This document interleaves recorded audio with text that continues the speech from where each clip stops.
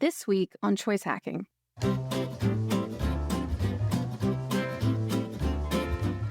Founded in 1902 by James Cash Penny, probably the greatest name for an entrepreneur ever, J.C. Penney was once the biggest retailer in the United States and the gold standard of American retail. For nearly 100 years, every town in America seemed to have a J.C. Penney, and almost everything people needed could be found on its shelves or in its famous catalog. J.C. Penney wasn't just big, it was an innovator. It paved the way for modern brand partnerships when they worked with the legendary fashion designer Halston to create a more accessible version of his upscale brand. Sam Walton was inspired to found Walmart after working at J.C. Penney in the 1940s. But by 2011, they were in serious trouble. Hit hard by a few recessions, Penney's was run down and worn out. They needed a miracle. And to try and find one, their board did something surprising. They hired Ron Johnson to lead the company. Now, you might remember his name from episode 303 of this podcast. Johnson worked with Steve Jobs as Apple's head of retail to invent the Apple Store.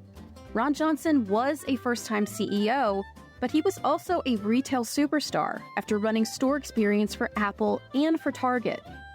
On the surface, it was a bold, interesting move. Unfortunately, it turned out to be a fatal mistake.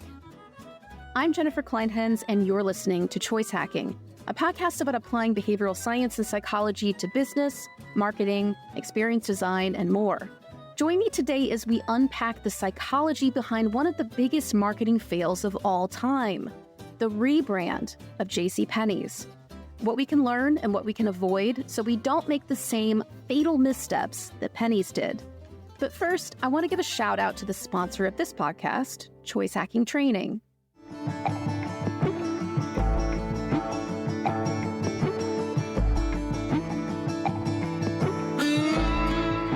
Did you know that Choice Hacking isn't just a podcast? We're also an e-learning platform, a marketing consulting firm, and we do a lot of corporate training that can get your teams using the power of behavioral science, psychology, and AI to drive your bottom line.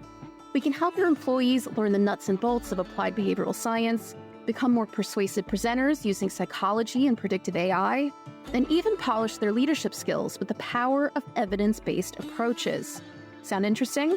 Just visit choicehacking.com/training to learn more.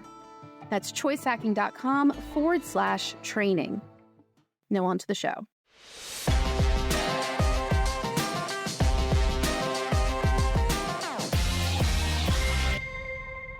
When Ron Johnson was announced as the new CEO of J.C. Penney, he didn't waste any time. He kicked off his work with a major rebrand, starting with its logo and its name.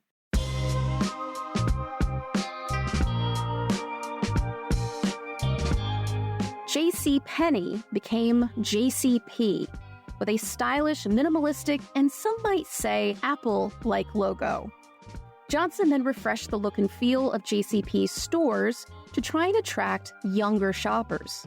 He replaced JCPenney's well-known store brands with 100 smaller boutiques, partnering with brands like upmarket beauty retailer Sephora. And on the surface, this might have made sense, but Ron Johnson missed something very important about the psychology of JCPenney's most loyal customers. The people that loved JCPenney's were lower middle-class women, basically moms, who wanted to snag a deal on clothes and homewares. By creating a retail experience that looked, sounded, and felt very different than what they were used to, Johnson alienated JCP's core customers. The psychology behind this is something called the self-reference effect. It says that people resonate with experiences that reflect how they see themselves. And if you don't think of a store as, quote, a place where people like me would shop, you don't want to go in. This is such an important measure that many major brands track customer sentiment and response to some form of the question, is this brand a place for people like you? After millions of dollars worth of renovations, JCP core customers didn't think of themselves as JCP customers anymore. And younger customers didn't like the new JCP because it still had the reputation of being the uncool place where your grandma shopped to find a bargain.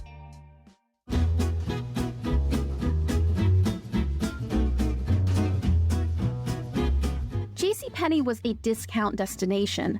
Their customers were bargain hunters. Knowing that they might miss out on a sale gave customers a reason to visit the store on a regular basis. But Johnson thought sales killed brands because it made them feel cheap, which can certainly be true. Just look at the demise of retail brands like The Gap or Banana Republic, who promoted themselves straight into the bargain bin.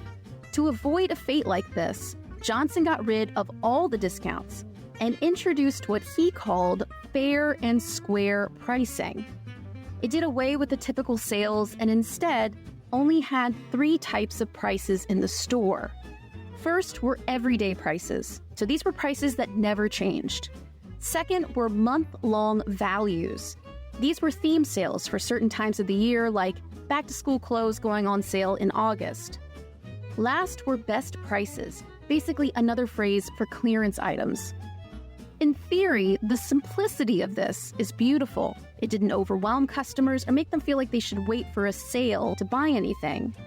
But the problem was, Johnson overlooked the power of price perception.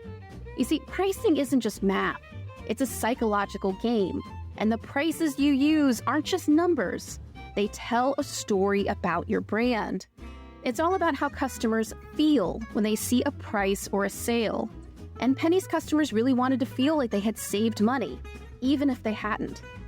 Markdowns made them feel good because of a psychological principle called anchoring. Anchoring says that our decisions are influenced by the very first information we see. Our brains grab onto that information without being consciously aware that we're doing it.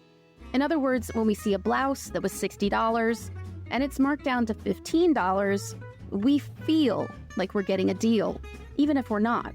It's because we're comparing $15 to $60, not thinking about $15 objectively. And feeling like they got a good deal was more important to JCPenney's customers than actually getting a deal. One other small but really important thing that fair and square pricing did was to take the 99 off the end of every price.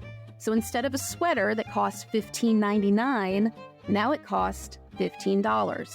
Now this might seem like a tiny thing, but studies show that prices that end in odd numbers, like 99, are more appealing because they make the price feel like more of a bargain.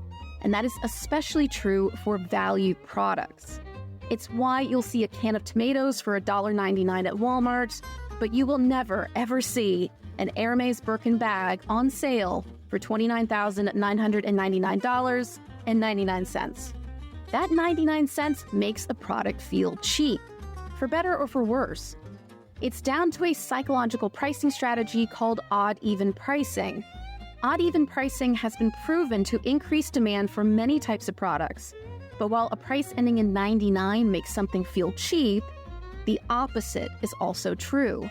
So when a JCP sweater that was $15.99 is now $15, subconsciously it feels more expensive, even though it's cheaper. And that was a problem for Penny's value-driven customers.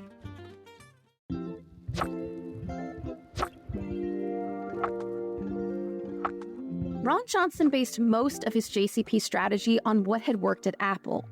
He might have been a superstar at Apple, but he seemed unwilling to acknowledge that JCPenney and Apple were 2 very different companies with different customers and different needs.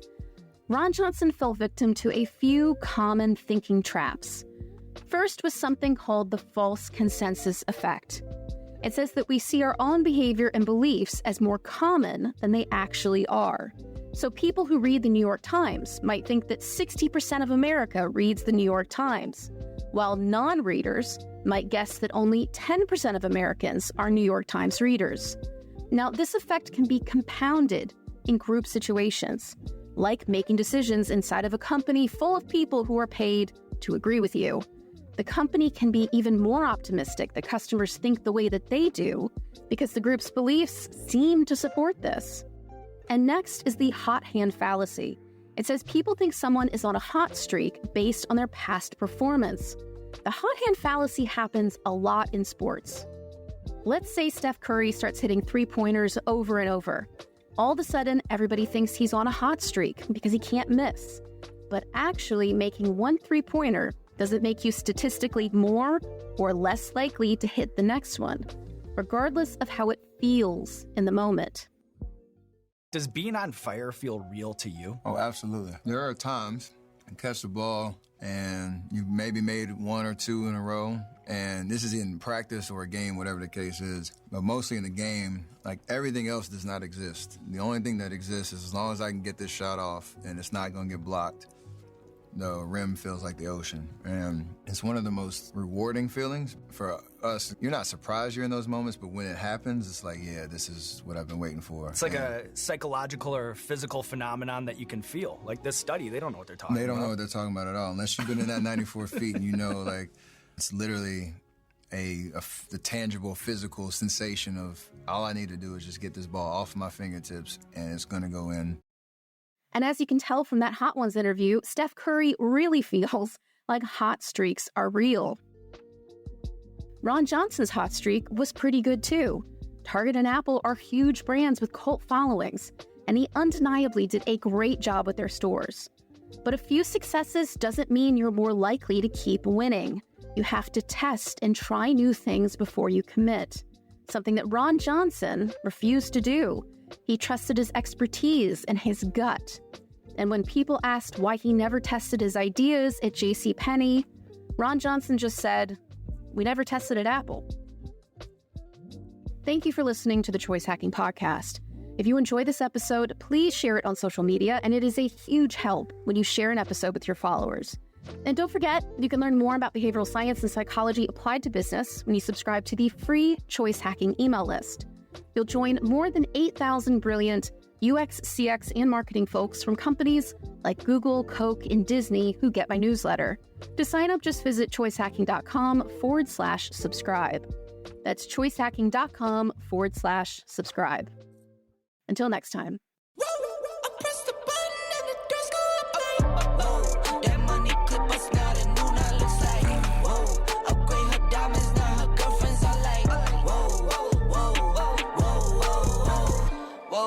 I hit record a drop, you can't ignore it. I'm transforming now these cars and planes, I'm always boarding. Just out touring down in Charlotte like I play for